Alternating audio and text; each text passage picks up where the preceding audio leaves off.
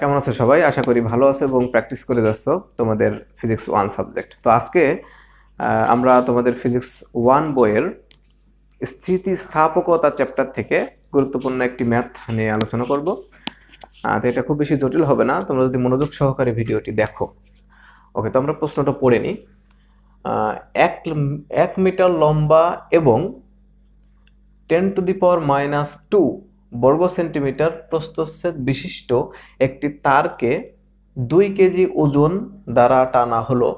তারটির দৈর্ঘ্য বৃদ্ধি কত হবে যদি এখানে y দ্যাটস মিন ইয়ং এর গুণাঙ্ক 2 × 10⁻11 নিউটন মিটার স্কয়ার হয়। ওকে, তো এই অঙ্কটা সমাধান করতে হলে আমাদেরকে ইয়ং এর গুণাঙ্কের যে সূত্রটা রয়েছে আমরা প্রিভিয়াস ভিডিওতে যেটা প্রমাণ করেছিলাম, তো সেটা আমাদের একটু দেখে নিতে হবে। তো সেটা হচ্ছে আমরা জানি যে ইয়ং এর গুণাঙ্ক হচ্ছে y = FL/AL। এখানে F বলতে এটা প্রযুক্ত বল বস্তুটির উপরে, আর এল হচ্ছে দৈর্ঘ্য, আদি দৈর্ঘ্য, মানে প্রথমে যে দৈর্ঘ্যটা থাকে ক্যাপিটাল এল। এ হচ্ছে ওইটার প্রস্থচ্ছেদের ক্ষেত্রফল, ওই যে বস্তু বা নর্মালি তার হতে পারে। আর এল হচ্ছে ছোট হাতের স্মল এল হলো দৈর্ঘ্য বৃদ্ধি। দ্যাটস মিন সিম্পল, একটা তারকে যদি এখানে বলা হচ্ছে 1 মিটার একটা তার, এই তারটাকে যদি 2 কেজি ওজন দ্বারা, বা এটা ভর বলতে পারি আমরা, ওজন দ্বারা যদি ঝুলিয়ে দেওয়া হয়, তাহলে এখান থেকে এতটুকু যদি এল হয়, তো সেক্ষেত্রে একটু ওজন যদি যুক্ত করা হয় সেটা অবশ্যই কিছুটা দৈর্ঘ্য বৃদ্ধি পাবে। সেই বৃদ্ধিটুকু আসলে আমাদের স্মল এল আমরা বলি। তো সেটাই আমাদেরকে এখানে বের করতে হবে। তো সেই সূত্রটা হচ্ছে এটাই হচ্ছে সেই স্মল এল, এটা হচ্ছে দৈর্ঘ্য বৃদ্ধি কতটুকু হলো সেটা। এখন এখানে আরেকটা বিষয় আছে, যদি এফ সরাসরি বলা না থাকে, মানে কি যে বল দ্বারা টানা হবে সেটা বলা নাই, বলা আছে যে একটা ওজন ঝুলিয়ে দিলাম সেটা দিয়ে টানা হবে, একটা ভর ঝুলিয়ে দিলাম ওই ভরের কারণে ওটা দৈর্ঘ্য বৃদ্ধি পাচ্ছে।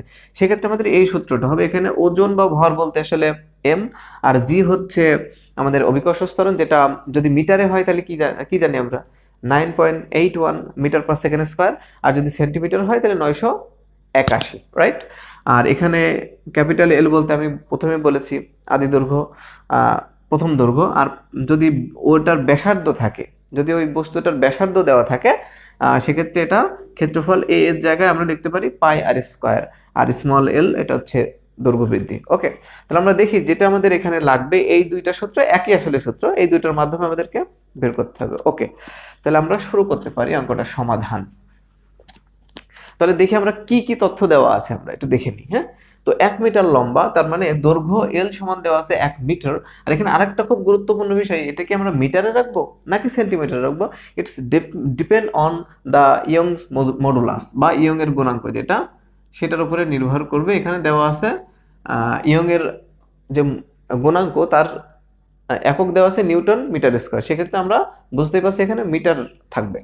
তো প্রস্থচ্ছেদ দেওয়া আছে a = 10⁻⁻² বর্গ সেন্টিমিটার। তাহলে এইটা খুব গুরুত্বপূর্ণ একক চেঞ্জিং এর ক্ষেত্রে। তা আমরা জানি সেন্টিমিটারকে মিটার করতে হলে কিন্তু 100 দিয়ে ভাগ করতে হয়। কত দিয়ে? 100 দিয়ে। তো আমরা এটা কিন্তু বর্গ সেন্টিমিটার, দ্যাটস মিন এটা খুবই সিম্পল একটা বিষয় কিন্তু ট্রিকি। যেমন 10⁻⁻², এটা যদি আমরা সেন্টিমিটার ধরি, তাহলে এটাকে মিটার করতে হলে 100 মানে 10⁻², 10⁻² দিয়ে আমাদেরকে ভাগ করলে এটা কিন্তু মিটার হবে, নট বর্গ মিটার। তো সেক্ষেত্রে যেহেতু এখানে বর্গ মিটার রয়েছে, তাহলে আমাদের বর্গ মিটার বানাতে হলে অবশ্যই 100 এর স্কয়ার দিয়ে ভাগ করতে হবে। সিম্পল, এটা কি বুঝতে পেরেছো? আশা করি বুঝতে পেরেছো যে সেন্টিমিটার স্কয়ার, তো নর্মালি সেন্টিমিটারকে মিটার করতে হলে 100 মানে 10⁻² দ্বারা ভাগ করতে হবে। আর যদি যেহেতু এখানে সেন্টিমিটার স্কয়ার রয়েছে, তাহলে অবশ্যই 100 স্কয়ার, দ্যাটস মিন 10⁻⁴ হবে। অর্থাৎ এই যে 10⁻² × 4, এই 10⁻⁴ যদি আমরা উপরে নিই, তাহলে এমন হবে, এই উপরে 10⁻² থাকবে, এই যে ভাগটা, এটাকে আমরা যদি গুণ করে দিই তাহলে হবে 10⁻⁴। 4 কোথা থেকে? এই যে 2 × 4, এটা উপরে গেলে মাইনাস হয়, এটা হয়ে গেল আমাদের বর্গমিটার। এখন এখানে 10 এর উপরে -2, এখানে 10 এর উপরে -4, এটা যদি আমরা যোগ করে দিই 10 এর উপর -6 হয়, এত বর্গ মিটার। ভেরি সিম্পল, এটাই কিন্তু এখানে গুরুত্বপূর্ণ বিষয় বোঝার জন্য। ওকে, আর এখানে একটি তারকে 2 কেজি ওজন দ্বারা আসলে টানা হলে, এখানে ওজন আর ভর বলতে আসলে একই জিনিস বোঝানো হচ্ছে। তো ওজন m = 2 কেজি দেওয়া আছে, তাহলে দৈর্ঘ্য বৃদ্ধি কত, অর্থাৎ এল এর মানটা আমাদের কত হবে সেটা বের করতে হবে। ঠিক আছে, তা আমরা সেক্ষেত্রে একটু লিখে ফেলতে পারি যে ইয়ং এর গুণাঙ্কের যে সূত্রটা আমরা জানি, সেটা আমরা লিখবো যে আমরা জানি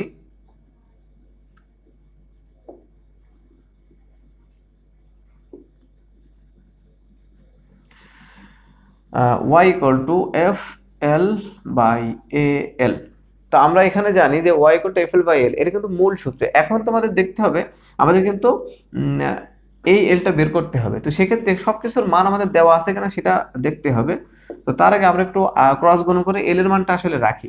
দেখো সিম্পল, এখানে একদম সিম্পল একটা বিষয় যে ক্রস গুণের ক্ষেত্রে এই এলটা আসলে এই ওয়াই এর এখানে যাবে, আর এই ওয়াইটা আসলে এল এর এখানে চলে আসবে। অর্থাৎ এটাকে আর গুণন করলে একবারে তুমি এইভাবে লিখতে পারো, L = FL/A × Y।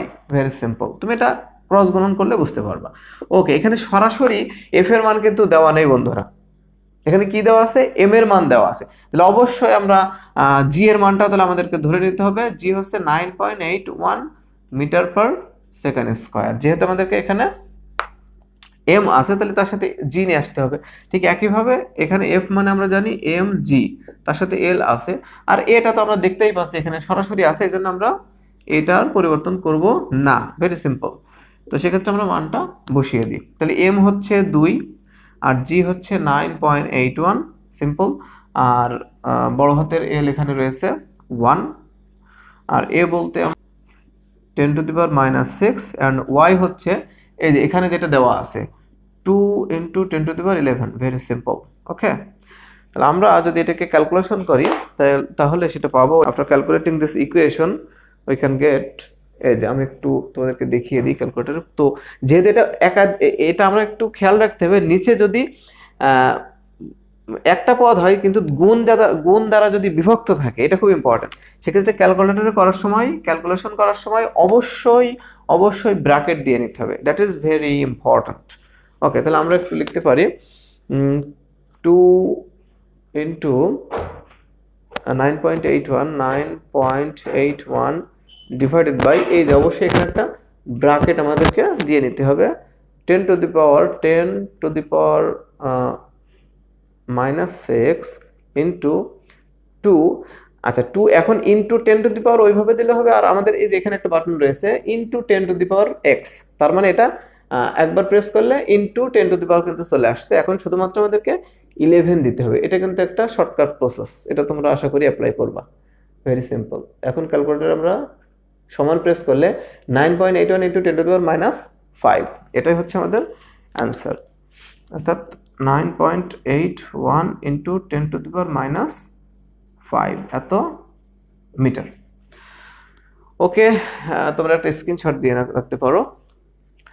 তো এটা ছিল আমাদের আজকের ম্যাথস। এটা খুবই সহজ একটা ম্যাথ ছিল। তো সহজ ম্যাথ হলে এটা কিন্তু ইম্পর্টেন্ট, প্রায়ই আসতে দেখা যায় স্থিতিস্থাপকের এই অধ্যায় থেকে।